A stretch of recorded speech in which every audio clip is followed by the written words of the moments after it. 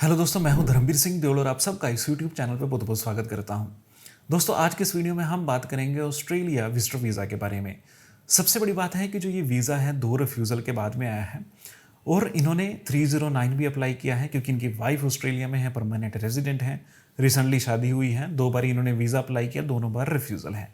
Third time हमने इनका visa apply किया और इस वीडियो में हम उसी के बारे में बात करेंगे कि किस तरीके से हमने अप्लाई किया, कैसे इनकी प्रोफाइल है, कैसे इनके डॉक्यूमेंट्स थे और इनकेस अगर आपकी वाइफ या आपके हस्बैंड ऑस्ट्रेलिया में है तो किस तरीके से आप अपना वीज़ा हासिल कर सकते हैं।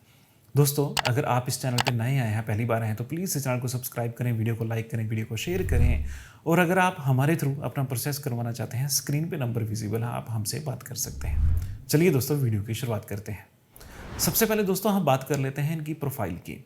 जो नानक सिंह जी हैं, जलंधर से हैं, 33 ईयर इनकी एज है। अगर हम इनकी शादी की बात करें तो रिसेंटली यानी कि दिसंबर 2024 में इनकी शादी हुई थी। फर्स्ट एप्लीकेशन की बात करें तो फरवरी में इन्होंने एप्लीकेशन को सबमिट किया था। सेकंड एप्लीकेशन की बात करें तो मई में इन्होंने अपनी एप्लीकेशन को सबमिट किया था, जिसकी रिफ्यूज़ल इन्हें जून में मिली थी। जून में हमने इनकी फ़ाइल को सबमिट किया था और जुलाई में इन्हें वीज़ा मिला था। तो अगर हम इनकी फाइनेंशियल प्रोफाइल के बारे में बात करें तो अगर इनके बैंक अकाउंट की बात करें तो अराउंड 9 लाख रुपया इनके सेविंग में था। 47,000 इनकी सैलरी आती है जो इनके अकाउंट में आती है।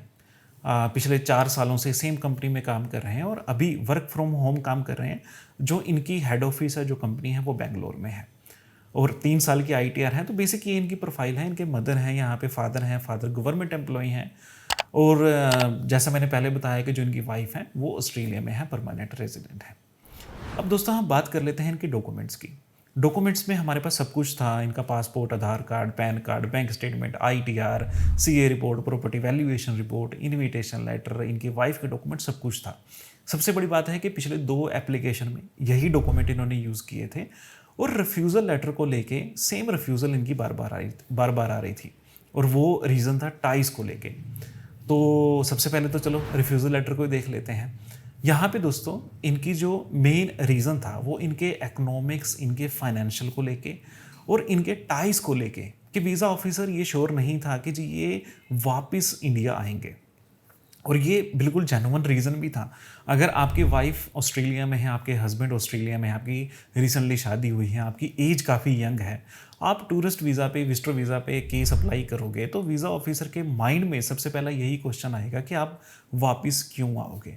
अब हमें ये पता लग गया था कि इनकी रिफ्यूज़ल लेटर में क्या था, मेन रीज़न क्या था। तो अब हम बात कर लेते हैं कि किस तरीके से हमने इनके केस को रिप्रेजेंट किया। सबसे पहले जब हमारे पास कोई भी केस ऐसा आता है जहाँ पे रिफ्यूज़ल है, हम सबसे पहले वैलिडेशन करते हैं। जब आपके डॉक्यूमेंट हमारे पास आते हैं, जैसे इस केस में क्योंकि इन्होंने वीडियो देखी थी, वीडियो देख के हमसे कॉन्टैक्ट किया तो हमने डॉक्यूमेंट्स को मंगवाया, डॉक्यूमेंट्स को वेरीफाई किया। जब हमने इनके डॉक्यूमेंट्स को वेरीफाई किया तो हमने इन्हें एक चेकलिस्ट दी कि ये डॉक्यूमेंट या तो आपने हमें नहीं भेजे या आपने अपलोड नहीं किए, तो आप ये डॉक्यूमेंट अरेंज करो। उसके बाद में हमने इनके सपोर्टिंग डॉक्यूमेंट को देखा, कवर लेटर को देखा। कवर लेटर इनका सिंगल पेज में था। तो अगर मान लीजिए कि 4 लाइनों में मैं आप ही को कहूँ कि आप अपनी प्रोफाइल को डिफ़ाइन करो तो शायद बहुत मुश्किल होगा। हमने ये देखा कि इन्हें किसी भी तरह की कोई भी जस्टिफिकेशन यहाँ पे नहीं अटैच की गई थी कि क्यों मैं बार बार अप्लाई कर रहा हूँ, क्या मेरा रीज़न है, मैं किस रीज़न की वजह से वापस आऊँगा। तो ये तो जस्टिफिकेशन में होना चाहिए और किसी भी तरह की यहाँ पे जस्टिफिकेशन नहीं थी। सबसे बड़ी बात है कि ऑस्ट्रेलिया से इन्होंने जो फाइल को अप्लाई करवाया था और काफ़ी बड़ा नाम है, काफ़ी बड़े कंसल्टेंट हैं जो ऑस्ट्रेलिया में है और ये जो दावा भी करते हैं कि उनका काफ़ी अच्छा अप्रूवल रेट है। तो उन्हीं से 2 बार इन्होंने अप्लाई करवाया, दोनों बार रिफ्यूज़ल आई। हमने इनके कवर लेटर को दोबारा क्रिएट किया, डिफ़ाइन किया, इनके लेटर ऑफ इंटेंट को बनाया, टाइस लेटर को बनाया, जस्टिफिकेशन लेटर को बनाया और डॉक्यूमेंट्स में हमने ये दिखाने की कोशिश की कि जी मेरे पास ये रीज़न है। मैं ये मानता हूँ कि जो मेरी शादी रिसेंट हुई है, मैं ये मानता हूँ कि जी मैंने 2 बार अप्लाई किया, मैंने 2 बार जो रिफ्यूज़ल आई, बट मेरे पास ये रीज़न है जिसकी वजह से मैं वापस आऊँगा और उन्हीं रीज़न की वजह से, उन्हीं टाइस की वजह से आज इनके पास वीज़ा है। हमने इस तरीके से इनके केस को रिप्रेजेंट किया। अब दोस्तों हम बात कर लेते हैं कि इनकेस आपके हस्बैंड वहाँ पे हैं, आपकी वाइफ वहाँ पे हैं, आप बार बार वीज़ा अप्लाई करते हैं, रिफ्यूज़ हो जाता है, तो आपको क्या करना चाहिए। सबसे पहले अपने स्पोर्टिंग डॉक्यूमेंट पे काम करें। स्पोर्टिंग डॉक्यूमेंट ज़रूरी हैं क्योंकि ऑस्ट्रेलिया का वीज़ा काफ़ी मुश्किल है। काफ़ी डॉक्यूमेंट्स को वेरीफाई करते हैं, काफ़ी डिटेल को वेरीफाई करते हैं, उसके बाद में आपको वीज़ा देते हैं। स्पोर्टिंग डॉक्यूमेंट पे काम करें, अपने कवर लेटर पे काम करें, जस्टिफिकेशंस पे काम करें, लेटर ऑफ इंटेंट पे काम करें, आपके क्या क्या टाइस हैं, किस तरीके से आप उनको रिप्रेजेंट कर सकते हैं, आपकी यहाँ पे प्रॉपर्टी कितनी है, कई तरह के यहाँ पे स्पोर्टिंग डॉक्यूमेंट बनते हैं, उन सब पे काम करें। जल्दबाजी ना करें, थोड़ा सा टाइम अपनी प्रोफाइल पे दें, थोड़ा सा काम करें, उसके बाद अपनी फ़ाइल को सबमिट करें। दोस्तों, मैं हर वीडियो में ये कहता हूँ कि किसी भी प्रोफाइल पे 100% वीज़ा के चांसेस नहीं होते, बट आप अपनी फ़ाइल को 100% कंप्लीट सबमिट कर सकते हैं। अगर यहाँ पे हम इनके चांसेस की बात करें तो 2 रिफ्यूज़ल के बाद काफ़ी लोग ये सोचते हैं कि अब ऑस्ट्रेलिया का वीज़ा नहीं आ सकता, बट हमारे पास जो हमारी हिस्ट्री है, ऑस्ट्रेलिया वीज़ा देता है। अगर आपकी 2 रिफ्यूज़ल हैं, अगर आपकी 4 रिफ्यूज़ल हैं, तब भी आपके पास चांस होते हैं, बट आपने अपनी फ़ाइल को कंप्लीट सबमिट करना है। आपके पास इनविटेशन होना चाहिए, आपके पास अपने डॉक्यूमेंट्स होने चाहिए। आपको ये बताना पड़ेगा कि ये किस रीज़न की वजह से मैं इन्हें बुला रहा हूँ या बुला रही हूँ।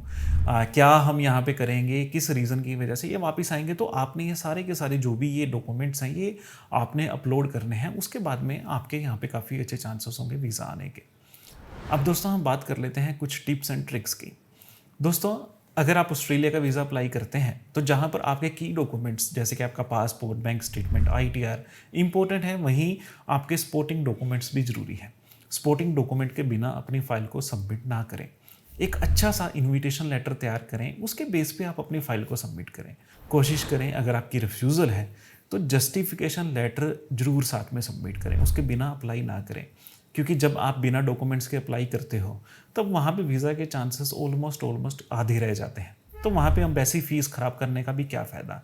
कोशिश करें, अगर आप सबमिट कर रहे हैं, आप अपने पैसा इन्वेस्ट कर रहे हैं, आप एम्बेसी फ़ीस भर रहे हैं, तो अपनी कंप्लीट एप्लीकेशन को सबमिट करें जिससे वीज़ा आने के ज़्यादा चांसेस हों। उम्मीद करता हूँ ये वीडियो आपको अच्छी लगी होगी, इन्फॉर्मेटिव लगी होगी। और अगर आपका भी सेम कंसर्न है, आप बार बार वीज़ा अप्लाई करते हैं, रिफ्यूज़ल आ जाती हैं, या आप मुझसे बात करना चाहते हैं, स्क्रीन पे नंबर विजिबल है, कॉन्टैक्ट कर सकते हैं। चलिए दोस्तों, आज की इस वीडियो में इतना ही। मिलते हैं अगली वीडियो में।